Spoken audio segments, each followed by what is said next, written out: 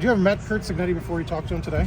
I had not. I actually, his brother Frank Cignetti was a quarterback coach in St. Louis when I was there for about half the season. So when Sam Bradford tore his ACL the second time, I had signed with the Rams. Unfortunately, it herniated 2 discs in my back the first week I was there. So I wasn't much help there, but I got to know Frank.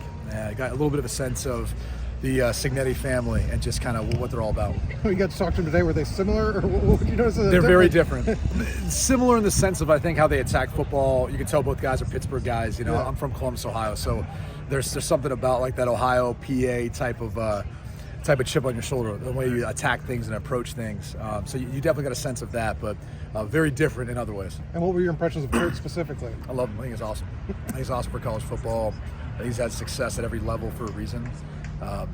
You know, I think he talks the talk, walks the walk. I think how he even schedules things out for his coaches and seeing the bigger picture of life and family and all those things. When I talk to some of the coaches that are on the staff, it's a great work environment. They love working for him. So you can tell why he's been successful at every level.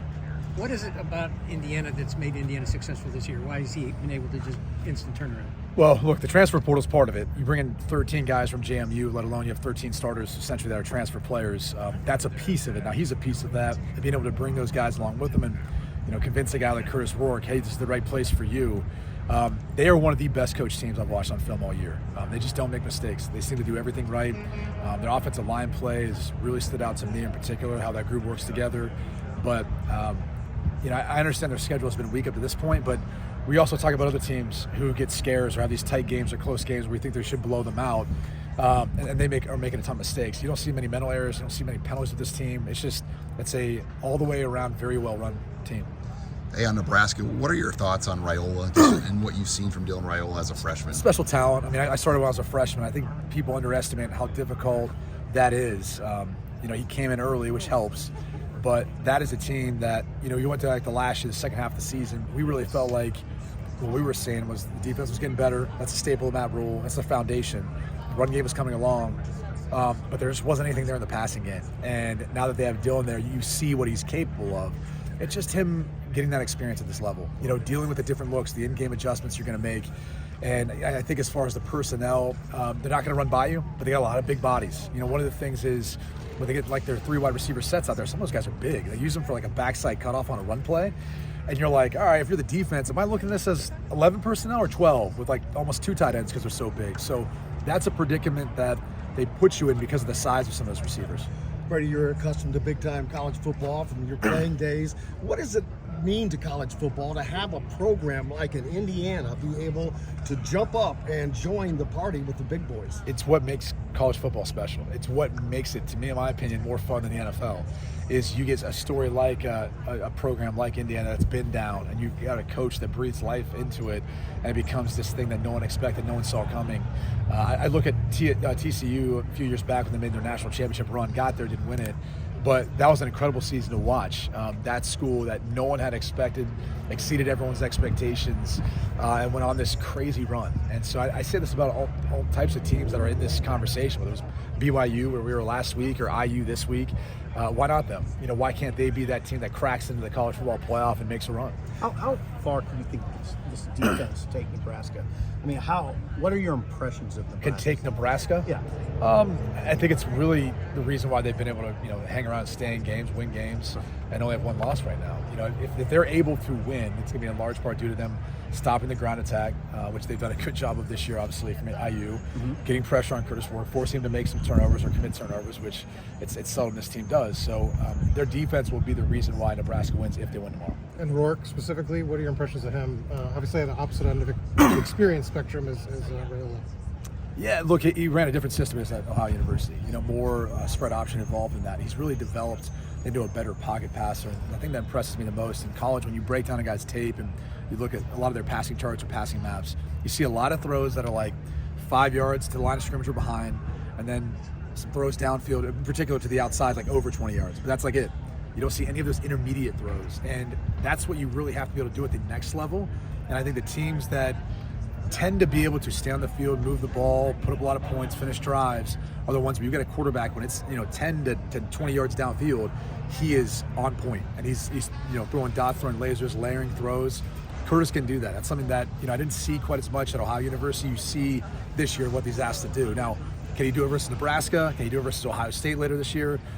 Those are the big challenges, to see if he can do it versus those defenses. Is there anything in particular that Matt Rhule's doing with this program and building the program that stands out to you that you notice? Yeah, I don't think he was. I think he's been patient about it. I think he's tried to build it the right way. I think he understood when they first got there. Obviously, there's lofty expectations, but they had to find the right quarterback, the right way of going about handling the portal. You bring in Jeff Sims. That was kind of your guy that you went in. Probably paid a decent amount to come in to be the guy. Didn't quite work out.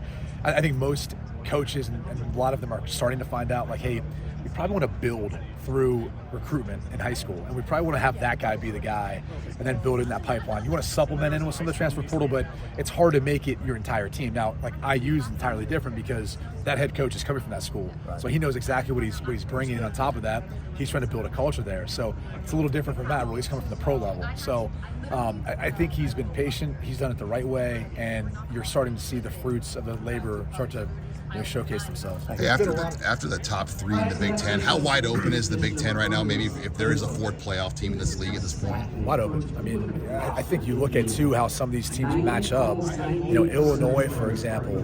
They're a team that's Luke Altmaier's provided a different element, different dimension to that team. They're a great defensive team. Could run the football. Had maybe a playmaker or two. Now it's a team you got to worry about everyone because the way he spits the football around. So it doesn't matter who you're talking about right now in the Big Ten. Every single team's got the different strengths and obviously weaknesses, but they kind of force you to play a different style of ball. And I think Southern Cal's learning that right now.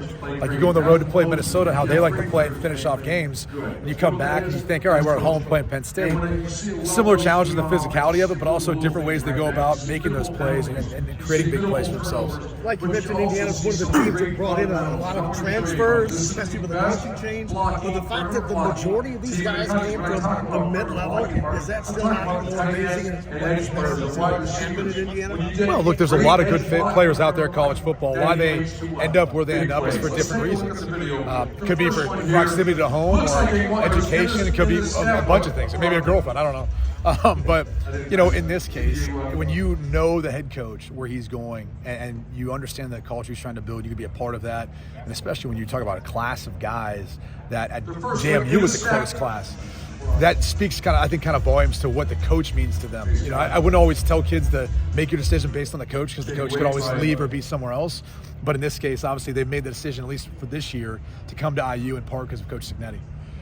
Do you miss the opportunity to have played during the NIL days? Well, yeah. I mean, look, I'm happy that this generation of players is able to capitalize on it. It's obviously something that's been a long time coming. You can't control when you're born and what area you played in. I felt very blessed and fortunate just to be able to have a scholarship to go to Notre Dame, and worked a $7 an hour job on my off day, just to have a little extra gas money and whatnot. So times have changed for sure. But I hope they clean up the transfer portal. That's what I hope they clean up, in the sense of not allowing it, but having one window, not two. I think that's one of the biggest issues in college football right now. Thanks,